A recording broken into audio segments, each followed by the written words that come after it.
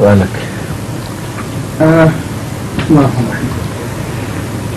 فهمنا من الحضور في الحلقة السابقة بأن ما تقوم به الحكومات والجماعات الإسلامية ورجال الدين ليس جهادا إسلاميا في نظر الكتاب والسنة، بل هو جهادا سياسيا. سؤالي في هذه الحلقة: ما هو الجهاد الحقيقي برأي الجماعة الأحمدية، وكيف تقوم الجماعة بهذا الجهاد؟ Very understood. Better for the sake of those Yes, down there. who know English only. When the many who are watching, they can benefit from the English part only. So if it translate it. The question is that we understood from the last time that what is done by the governments, by the mullahs, by the jama'at is not real Islamic jihad. Then what is the real Islamic jihad, and what is the stand of the Jama'ah Ahmadiyya with respect to this jihad? How the Jama'ah is doing this jihad? You see, jihad is essential. No Muslim can be a true Muslim without jihad. It's a lifetime profession. It's not just something which comes and goes. So, what is jihad?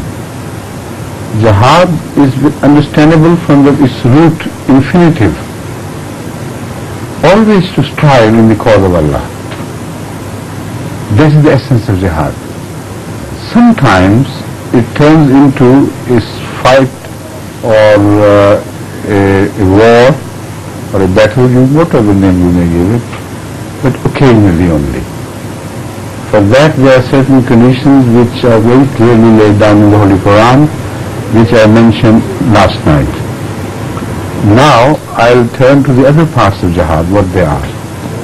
The most important thing which is jihad is to call others to the path of Allah with the help of the Holy Quran, with wisdom, with love, with persuasion, with prayer.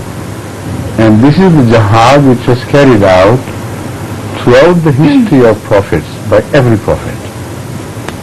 It is not only found in Islam, it is fundamental to religion. And in this jihad, the tables are turned against the one who fights in the cause of Allah, that spiritual fight. He has no sword in his hand, but the opponents have. So to be persecuted in the name of God, to be prosecuted by governments, to suffer immensely for the sake of spreading the truth, that quality of patience and suffering and perseverance is jihad. So if you go on calling the people to the world, to the path of Allah, you are involved in the best type of jihad. Now can you imagine that out of the 23 years of Rasulullah sallallahu alaihi wasallam's prophecy, only a few months in the whole lifetime was spent in jihad? Can you imagine?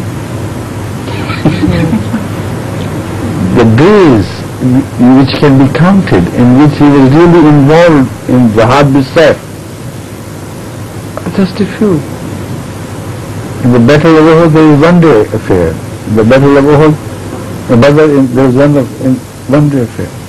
If a month or so in the Battle of the ditch, and for other ghazwat, bring them all together, they won't be more than 3 months. So can you imagine that Hazrat Muhammad Rasulullah spent his precious life mostly outside jihad? Just 3 months of his life in the world of 23 years was spent in jihad, the rest was spent in other causes. Impossible. Unbelievable. Absolutely wrong. Every moment of his life was jihad. The very first day when he was commissioned to convert the whole world to the path of Allah, jihad began. And the Holy Quran says, Jahidhum bihi jihadin kabira. This is a jihad kabir. With the help of the Holy Quran, not with the help of sword. And to do it so bravely that no power on earth can overawe you, can subdue you to submission or change your course. Continue to strive in the path without a sword, with the help of the Quran and the reason and everything.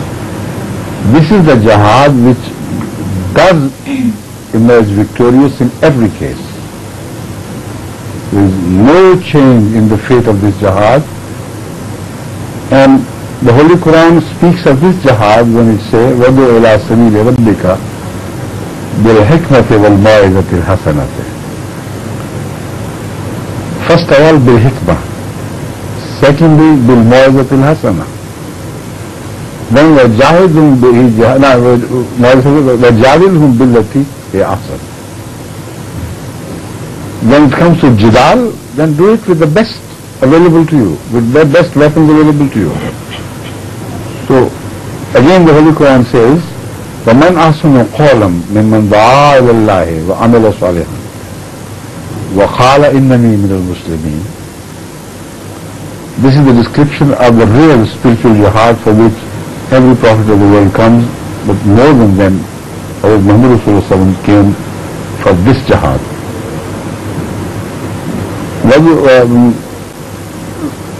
وَمَنْ أَحْسَنُ قَوْلًا مِمَّنْ دَعَا إِلَى اللَّهِ وَعَمِلَ صَالِحًا وَقَالَ إِنَّنِي مِنَ الْمُسْلِمِينَ وَلَا تَسْتَوِي الْحَسَنَةُ وَلَا السَّيِّئَةُ ادْفَعْ بِالَّتِي هِيَ أَحْسَنُ.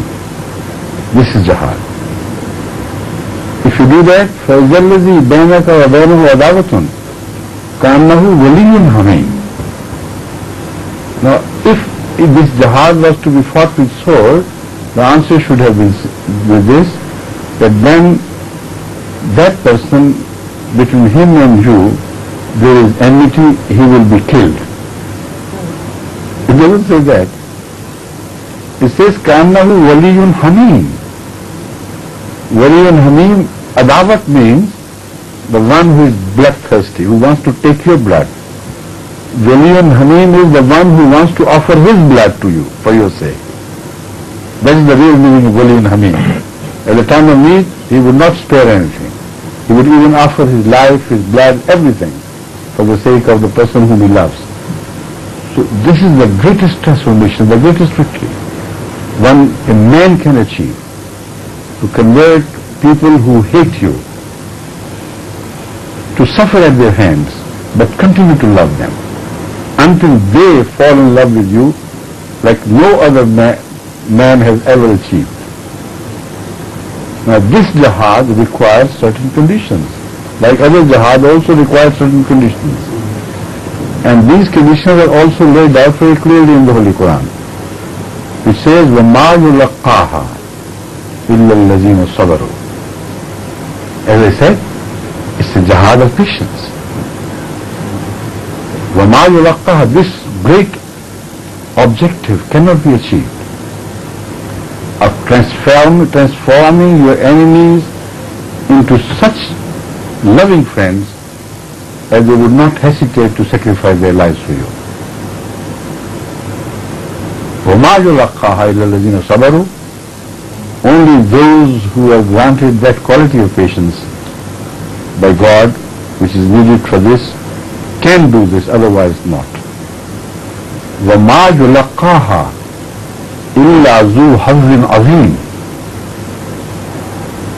God is not talking of ordinary Muslims alone with patience. Now he turns to Hazrat Muhammad Rasulullah. He said, out of patience, there is one man who is given a share, nothing like that is given to anybody else. Hazzin Azim, as if one part was distributed to the whole of the Muslim society and the major part was granted to Hazrat Muhammad Rasulullah.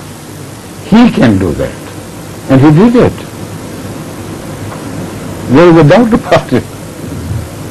Those who were bloodthirsty for Muhammad Rasulullah, who hated him like anything, they were so transformed that at every battle they, offered their breasts in front of him to get the